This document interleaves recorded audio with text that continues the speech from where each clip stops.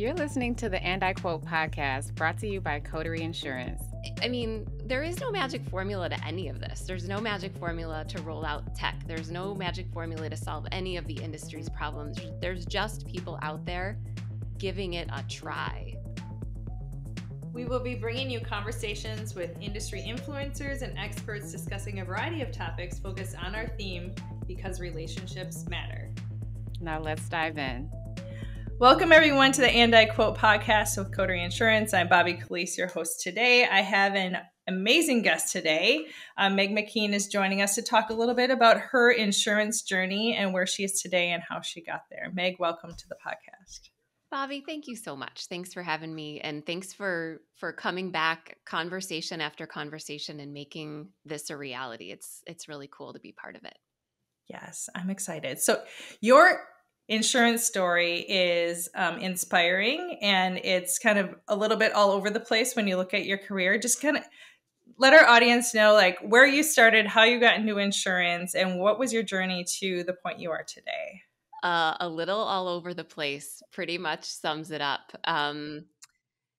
This is a tale as old as time. I backed into my career in insurance. It certainly wasn't what I planned for my life. The moral of the story is, what are plans really at the end of the day? And in summary, the industry has provided a livelihood for me. It's provided opportunities, but it also has provided a lot of frustration and a lot of misalignment. And that was where I found myself 6 years ago, totally burnt out, well compensated, well respected, doing theoretically good, meaningful work, but also really struggling to show up every day. And all of the decisions that I had made up to that point, I started very early in my career as an intern in college, decided that sales wasn't for me. It was a cold calling telemarketing opportunity. And I was like, nope.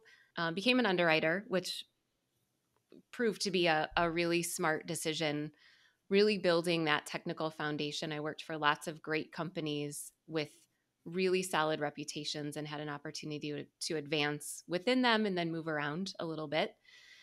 Took a turn and took a role in underwriting leadership. And then the phone rang, and it was an old agent friend of mine in Chicago. And they were at a bit of a crossroads as a small family-owned firm and really needed someone that had good technical background, but also frankly presented well, that they knew that they could put in front of clients and wouldn't embarrass them or embarrass themselves either. And so I fit the bill, had made that switch from the carrier side to the agency side, and then started looking around. And, they talk about like where the sausage is made and the agency side being the wild, wild west. And all of that is true. And I realized our industry is full of really well compensated average performers. And I kept thinking to myself, the bar is way too low for an insurance salesperson. It's too easy to be licensed. It's too easy.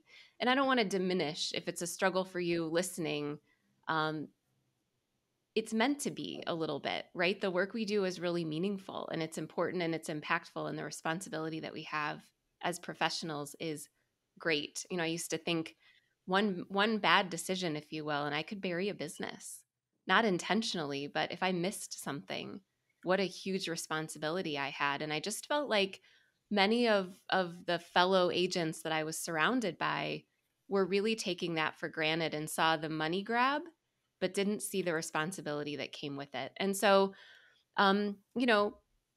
opportunities, doing my thing, being a good girl, if you will, a good student of the world, get a job, put money in your 401k, do the right thing, toe the line, don't ask questions.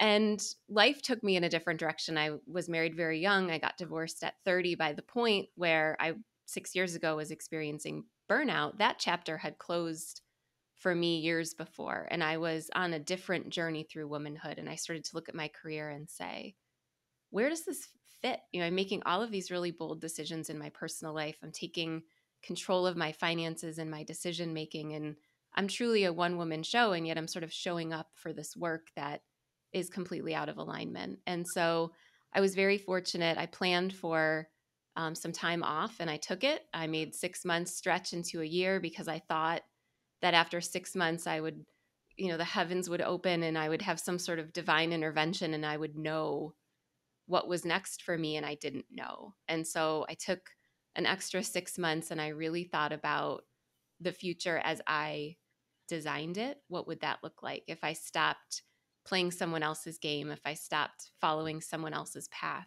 For me, what would that look like? And initial annoyance and frustration with my fellow agents out there in the marketplace selling their souls for the next deal.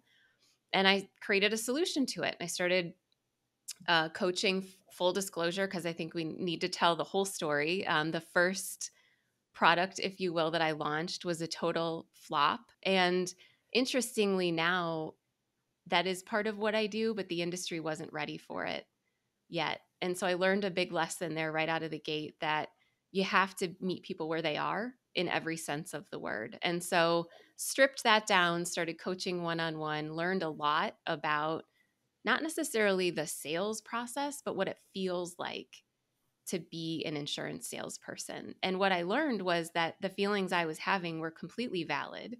And the idea took hold that we do really well in our industry training professionals to sell more. That's the bottom line. More revenue, more commission, more sales, more closing, more deals. But we don't show them how to be whole, complete, authentic humans in the process. And so way back to the beginning, I have a degree in sociology. I am finally 24 years later leveraging what I believe to be true, what I'm good at, how I can make money, all of this sort of packaged up in this business now that I've been running.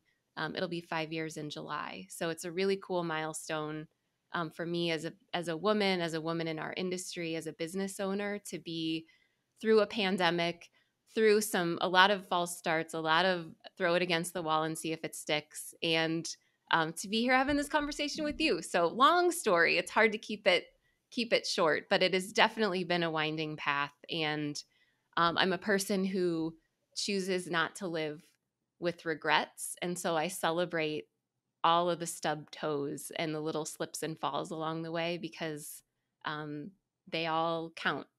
It all counts. Well, it shapes who you are today as a person, Meg, right? And you learn so much from those stub toes more than you do from your successes, because you think so deeply about them for a long period of time, right? And what could I have done differently? But then kudos to you. You move on, right? Like, no regrets. I learned from it, and that's fantastic.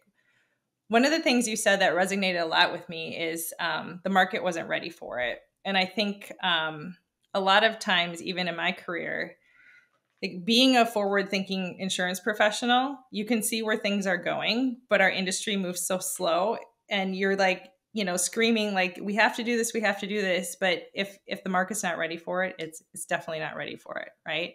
Yeah. Even like embedded insurance, that's just like a very, strategic distribution move, but market wasn't quite ready for it. And now we hit this, macroeconomic stumbling block, and it's even less ready for it than it probably was a year and a half ago. So it's interesting how market readiness needs to pair with the strategic vision and what we're trying to like push into the market, right? Yeah. No, you're and it's so interesting because I work with the human capital, right, in the business, and I talk with a lot of people in the tech space and on the underwriting side and sales, and it's true across the board. We have this reputation of being kind of stuck in time, and I always thought, well, the human side of this has to be more progressive. We're not bogged down by all these legacy systems and all of this data that is on a path to nowhere. And the truth is, the way we think about the work we do, the way we engage with our coworkers, that is all very stuck in time as well. And so 5 years ago, and still today, I'll post something on social media or yammer on my own podcast about whatever's on my mind. And I wonder sometimes, people must think I'm nuts, because it's not that I don't care. I respect the history and the tradition in the industry, but every day there's people in my DMs and people that send me emails, and they're like, thank goodness for speaking your truth, because I thought I was the only one. And I thought I was the only one 25 years ago who thought cold calling and telemarketing was the worst thing ever. And it's been validated over and over again. If you love to do that, do it. But if you don't love to do that, instead of compromising yourself and who you are and what makes you great, let's find something else. And giving ourselves the permission to there is no magic formula to any of this. There's no magic formula to roll out tech. There's no magic formula to solve any of the industry's problems. There's just people out there giving it a try. And being willing to fail and fail publicly is a really, it's a fascinating, sometimes I wish I wasn't in it because I'd love to look at it sociologically, but I have to sort of I have to deal with it, every day, owning the decisions I make and the things that I say. So it's so meaningful. I was stuck in legacy insurance carriers for a majority of my career. Coterie's been my first kind of startup where my passion truly is fueled by what we're doing every day, right? And so even coaching folks within Coterie or some folks that I mentor outside of the organization, talking to them about you need to wake up in the morning and be excited for what you're doing day in and day out. Otherwise, you're going to lead to burnout, Meg, right? And so let's talk a little bit about that portion of your story, because I think right now it's super meaningful for a lot of people. Everybody's being asked to do more, right, with less. And I think burnout's more prevalent. Talk a little bit about how you realized you were going through burnout, some of the things you did to help yourself recover from that. I think our audience will enjoy that part of your story. Yeah, thank you. And I'm happy to talk about it. I'm extremely transparent about it because 6 years ago when I was experiencing it, we weren't. The burnout wasn't a word then that was in our vernacular. And so I found myself feeling these feelings, but not really having an avenue to express them because I looked around and everybody around me was on their own sort of proverbial pathway to success. And at the time that I experienced this, I'll be 45 this fall, so I was late 30s. And a lot of my, I'll say, fellow gals that I was palling around with were in a similar point, maybe even a little bit older in their career. And so they were reaching junior executive level or executive level within their corporations. And as someone who never had a career path, I didn't know what the goal was. And so I found myself taking promotions and getting raises and hopping around a little bit without really understanding why I was making those decisions, except to make more money to save for retirement, which may or may not come someday. And life happens, right? You lose a loved one or a friend or someone close to you untimely, and you're like, what am I doing this for? So that I experienced that in that moment. But also this, I don't even like insurance, if I'm really honest about it. And I'm not an insurance nerd, and I don't read policies for fun, and I don't love getting into coverage debates. That is not the part of this business that I run toward. The part of the business that I run toward is all these quirky personalities that we have here. And the loudest voice in our industry always gets the attention, but there are so many other people that make this ecosystem run that have beautiful ideas and just take a little longer to share them or are not comfortable sharing them in public. And that was me. I was the one who was watching on the sidelines, literally sitting on my hands with a fire in my belly saying, it doesn't have to be this way. We're making this so much harder than it needs to be. But I never had an outlet for those feelings. And it wasn't that I didn't work for great leaders and bosses who saw my potential. They certainly did. And doors were opened up for me and opportunities came my way over the years. But I felt intrinsically, and this has been validated in the latest season of my life, that this industry wasn't built for my success as a forward-thinking, empathetic, thoughtful, compassionate woman. I needed to be all sorts of other things if I was going to find quote unquote success. And so what did burnout physically look like for me? It was physical. It was, I was tired all the time. I was burning the proverbial candle at both ends. I was getting up at 4 a.m. to get on the train, to go into downtown Chicago, to go to the gym, to work out, to get showered, to go to the office, to go home it was such a hamster wheel. And I'll do the hamster wheel if I feel like at the end of the day, the work has meaning and purpose, and I didn't Yeah. feel that way. And Yep. so one of the very critical moments for me, if you will, a couple different things happened.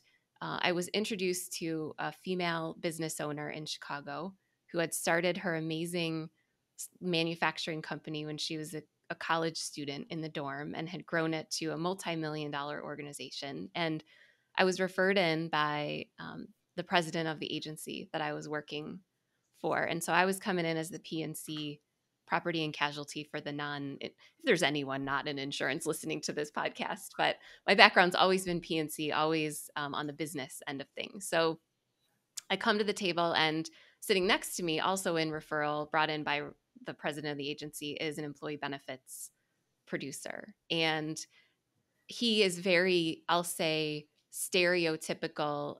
His body language, he was man spreading. He was a little disheveled. He was an interrupter. He talked a lot. He was very, you could just kind of smell his ego.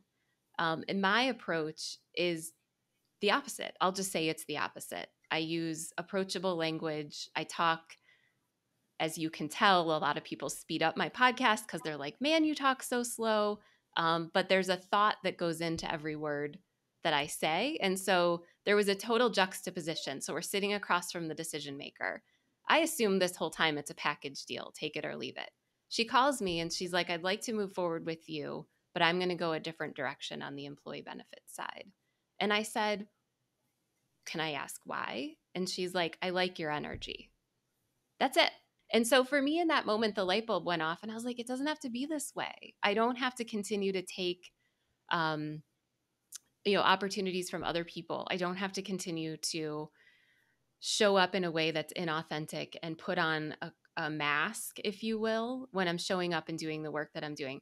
Anyway, long story short, I ended up resigning from that position in the summer of 2017. We rewrote my contract. I became an independent contractor, did a little bit of contract work for them, had a small book of business that was growing, kept that book of business through the development of my consultancy, and then sold that almost 2 years ago to a different firm that I had partnered with, and really rewrote what that producer agency relationship looks like. And it worked for me. It gave me a little bit of a head start.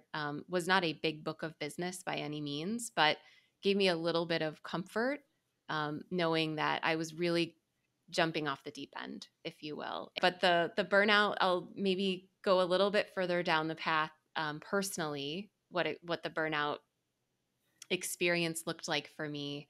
I was in the midst of a long-term relationship in that period, and that ended ultimately. I had grown tremendously in the decision to leave my job, to take a year off, and then to start a small business. And we were partnered through that whole process. And I realized finally, when I had launched my website and gotten my first sale, if you will, that I really needed a partner that could be with me and celebrate with me, and wonderful human, but just not my human. And also relationships with my friendships evolved. And this is the other sort of thing we don't talk about when you leave your corporate 9 to 5 and your high 6-figure salary, which is where a lot of us are, frankly, at this point in our career. Not everybody, but a lot of us that have started when we're fresh out of college and worked for 25 years. The way money works, right? Compounding, it happens. 4% of more is 4% more. And so it's an interesting moment in time then to say, you know what, wait a second, I'm going to go back to square one. And I'm going to have to start saying no to happy hours, because even on sale, a $14 glass of wine means I either pay for another month of my email provider, or I go out for happy hour. And I started to make different choices around my time. Full disclosure, a lot of the work I do fits into the training and development HR budget. And there weren't budgets for those things during the pandemic because we just didn't know what the future held. And so a lot of the contracts that I had, or the good decisions or the good discussions, if you will, that I was part of, were put on hold. And so I just wanted to survive at that point. I wanted to have a business at the end of the pandemic. And so I had to start really making different choices about the money that was coming in and the money that was going out. And so it got to the point where I was feeling a lot of pressure myself, and then I was feeling this added pressure from other people. And I finally had to draw a boundary. I know that you mean well, but right now I've got enough pressure on my shoulders on my own. And so we need to pause these conversations. And when I'm ready, I'll let you know. And boundaries are something we talk about a lot. I didn't realize I was drawing a boundary then because I didn't have the self-awareness. It was a survival mechanism at the time, but looking back, I realize how many times I have drawn boundaries around myself to protect what I'm working towards and what I truly want out of life and my livelihood. And I see lots of women making those moves now, and it's really powerful to witness and really cool to be part of. Thank you for sharing that, Meg. It's such a great story, and just your strength and resilience are so admirable. So for what it's worth, I'm super proud of you. And like, I think your story is just so fantastic for so many other women in our industry and outside our industry, quite honestly. I want to go back to something you talked a little bit about when you were talking about your sale, right? When you were sitting next to this employee benefits salesperson. I Unfortunately, I still see a lot of that in our industry. And I know that's something like we're trying to make an impact on. You're trying to do so through your business. But how do you think like we can fundamentally start to change some of those, egos and some of the what I would say traditional white male stereotypes that come with insurance, specifically in sales? Yeah, I'm going to answer this a couple different ways, and just kind of getting back to the foundations of the human experience. We can't change other people, right? We can influence them. What I have chosen to do is focus on myself and really lean in and be comfortable. And thank you, by the way, for the compliment that you paid. I'm really proud of myself too, if I can be bold. And this isn't at all the life I thought that I would be living, and to be in it in this moment is pretty cool. So thank you for that, and the opportunity to reflect. But I think we're going to solve the problem in a sense through attrition, right? There's 5 generations working in the workplace, and as people make the decision to retire, they retire with a lot of their thoughts and behaviors and prejudices and biases, and that's a good thing. I'm nervous. There's a crop, I'll say, of younger, and I don't want to say men, but unfortunately, it is typically men who have created sort of their own modern day boys club, and so they're perpetuating a lot of that. The interesting thing is, I'm 45. I'm an old millennial. I'm a young Gen Xer. There's a lot of us in the industry, and there's a lot of us who view work and our livelihood and our talents and our gifts and the way we make a living differently than generations before. And so in time, whether we like it or not, and I like it, so I'm totally biased myself, but those individuals will shift into leadership positions. And unfortunately, culture is set from the top and reinforced from the top. And a lot of organizations that we're working in right now have very broken cultures. And it's not necessarily because it's not intentional, but it's that we've been very isolated and insulated in how we look for help and resources. So we don't always know that there's a better option because our heads are so down and focused in our own business. And so people like me and honestly, dozens of women and men too, who are going it their own way, are now sort of infiltrating these organizations and saying in a respectful, gentle, in my case, way, there's another way. And when we talk about people leaving these organizations and people leaving the industry, the reason employee engagement is low and the reason that we're seeing turnover is because of these broken cultures. And so it's not because you're not running the right ads on LinkedIn. It's not because you're not paying them enough. It's because you're not nurturing them inside your organization, and that's what we require in the workplace today. And so I think it's a long game. I hate that it's such a cliche. I want to see change now. I'm very reflective in my 5th year, looking back at what has changed. As an anecdote, when I first started coaching and called myself a coach, nobody would take my call because they assumed that I was a life coach. Because at the time, the only coaches that existed were life coaches. And no offense to life coaches, because frankly, a lot of what I do at the end of the day is life coaching. We're talking about mindset and confidence and behaviors and habits. And like, that's life coaching if I've ever heard it. But I had to package it a little bit differently so that people would take me seriously. And I think a lot of what I'm seeing on the DE&I front is performative. A lot of companies are putting initiatives in place and they're checking the box because stakeholders are demanding it.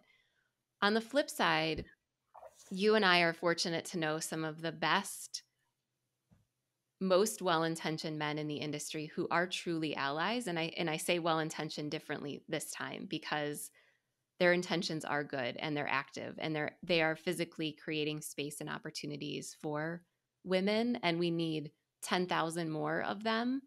But I will take the ones that we have and I will continue to lean on them and ask them to become uncomfortable in uncomfortable spaces and to help other people around them become uncomfortable. Because as long as we keep systems in place to protect people, it won't change. And so this is a very meandering answer, if you can tell. It's not a do these 5 things and we're going to revolutionize the industry. The last piece of this, maybe not the last piece, but another piece, and it's switching gears a little bit, is the way that we nurture one another as women in this industry. And there's this phenomenon that we talk about it. Anya Caruso came on my podcast and we talked about it, the queen bee syndrome, where women who have reached a certain level of authority kind of look around and they're like, they hold their cards really close and they close doors instead of opening them. They remove chairs from the proverbial table instead of adding them. And there's a sense of, it was hard for me and therefore I'm going to make it hard for you. And I don't operate that way. And I don't hang out with people that operate that way. And so I'm very, very hopeful that instead of being roadblocks to one another's successes, we can be bridges. And I think about my personal core values in building a values-based consulting practice and working with other values-aligned organizations. And one of my core values is respect and service. And it doesn't just mean I demand respect from my clients. I respect myself. And so I say no to things that aren't respectful of me and my time and my energy. But I also, being in service means when an opportunity comes to me, how can I use that opportunity to elevate other people?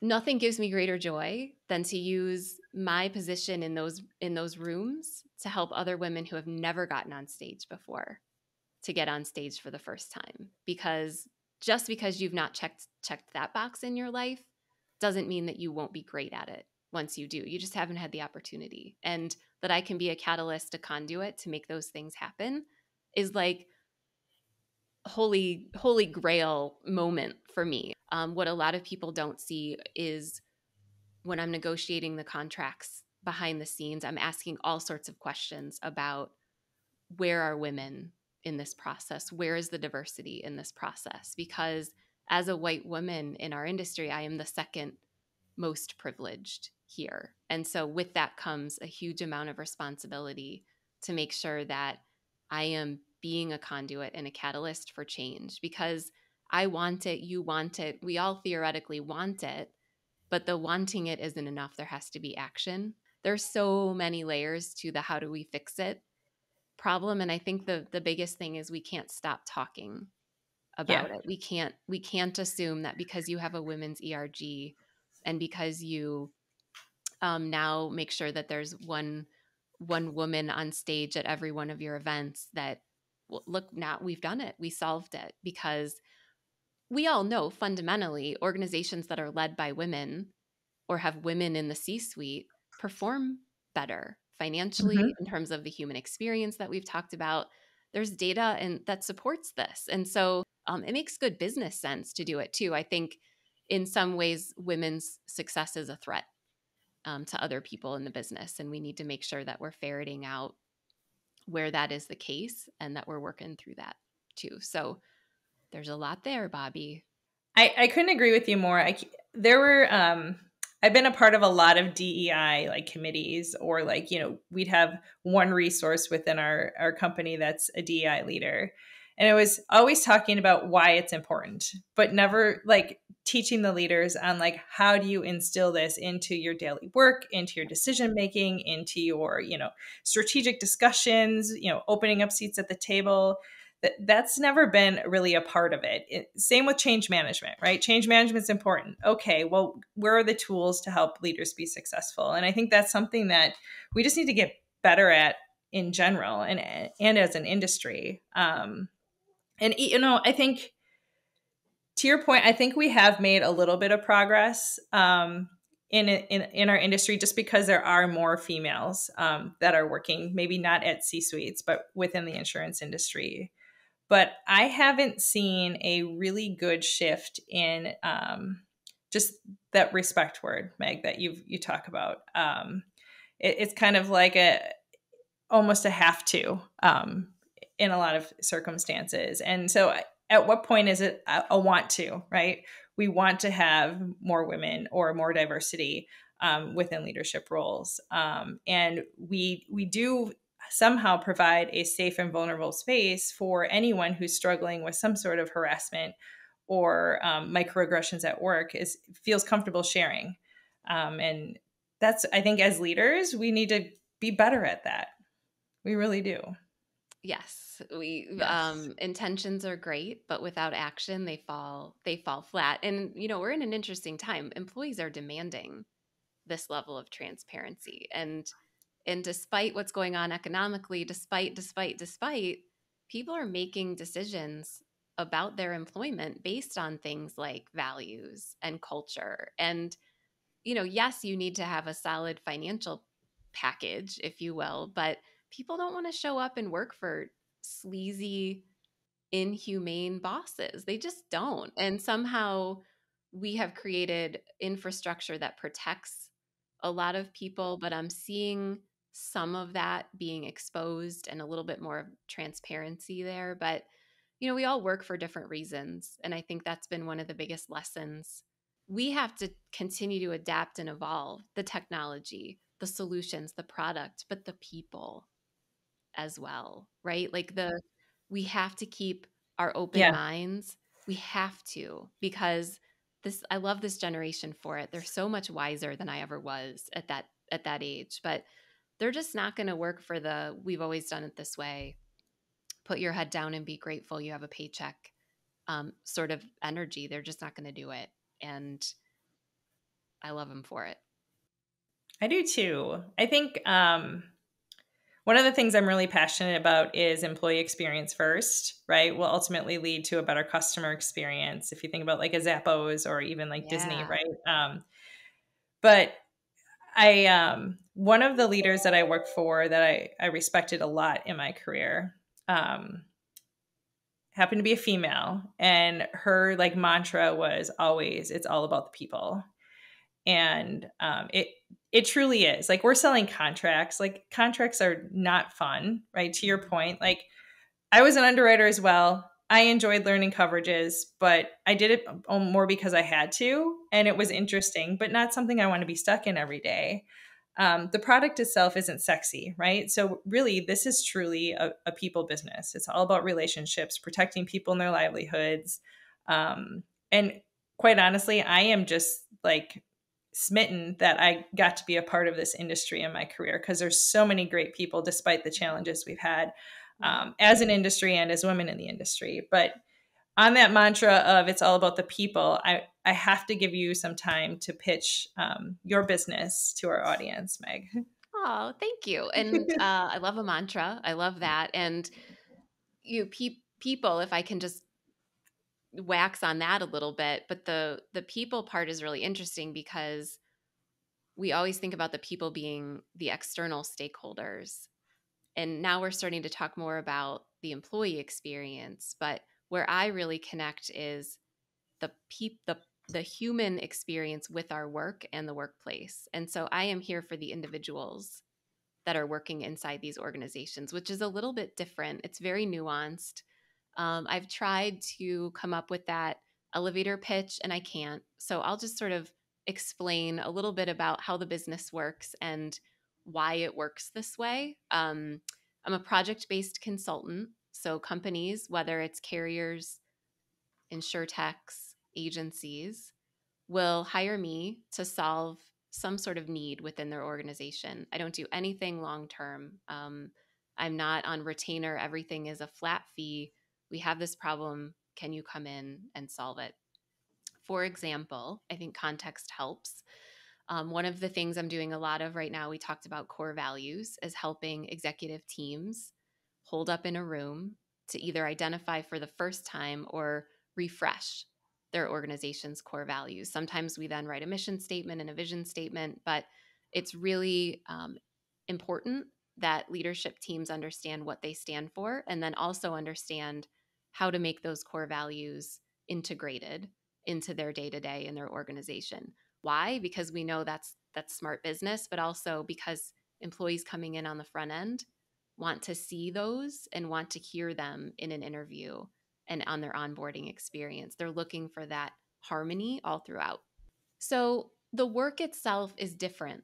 Every contract is different. It's so contrary to what any business book or any guru would tell you, that you need to pick a lane and you need to stick with it. And so this fall, I'll be launching again the next cohort with the National Alliance, doing group producer coaching, which I love. And I love that relationship with them as well. All of these things are related in that they're all in the insurance industry, but they allow me to flex different muscles. And that was when we talked about burnout. One of the most frustrating things was a renewal is a renewal is a renewal. Yeah. And coverage is coverage is coverage. And we can talk about how the variety and every day is new and you always learn something. And that's true. But I was so ready to use a different part of my brain and my personality. And working this way gives me the ability to do that. And so what I also do is say no to a lot of things because they're completely out of alignment. You know, most of my business comes through referral. You know, I'm very active on LinkedIn. Anybody who's listening that's like, either this woman is a complete wackadoodle, like fine. But if you're like, wow, this is interesting. And, you know, my website is a great place to go and just to get a conversation started, or find me on LinkedIn. And then we can decide if it makes sense, if it's in alignment. And I think for anyone who's listening that is struggling with taking intentions into action, whether that's cultural impact or some sort of event that they want to host, to, you know, a women's conference, I think Meg is a really good person to have a discussion with, because I think she could definitely help you get from what you're intending to do to actually taking action on it. I love that. And I love people and I love connecting with people. And beyond that, I love solving problems through relationships. And by and large, the vast majority of things that we're struggling with can be solved through a connection to another human. And I think it's a really beautiful thing. Also, one of my favorite things about my network is just playing Match.com with people that are just like, could solve problems together. It's so much fun. It's so rewarding. I love it. I absolutely love it. Yeah. Well, Meg, I have one more question for you. Yes. But before we get to that, I just want to kind of wrap up. Thank you so much for being on the podcast today. I think there's just so many people within our industry that I think will just be a little bit better for listening to this podcast, and then even much better if they get a chance to meet you in person and have a meaningful conversation. So I appreciate your time and your impact that you're having on the industry. But my last question is my fun question. If you had to pick a walk-up song that gets you pumped up, what would that be? Oh, that's a good one.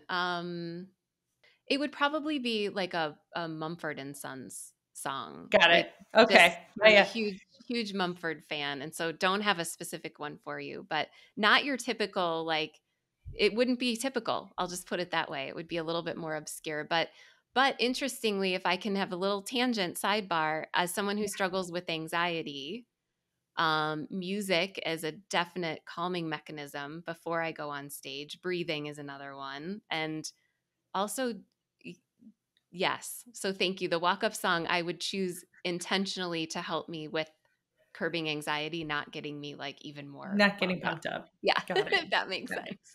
I'm going to compile all of these little clips at the end of all these podcasts. And then when we have a big conference together and we're all walking up on stage, I'm just going to randomly like play music.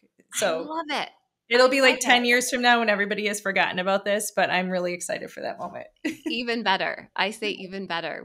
I think the ability to reflect is so valuable and humbling. So yeah, bring it on. Yes. I love it. Yeah. Thanks, Meg. Such a pleasure to have you today. Thanks, Bobby. Thank you for listening to the And I Quote podcast, brought to you by Coterie Insurance. We will be hosting episodes with industry experts on a variety of trending topics this year and would really love for you to listen and subscribe. Coterie Insurance is on a mission to simplify small business insurance for agents, brokers, and our partners. To learn more about Coterie Insurance and this episode, please visit our show notes below.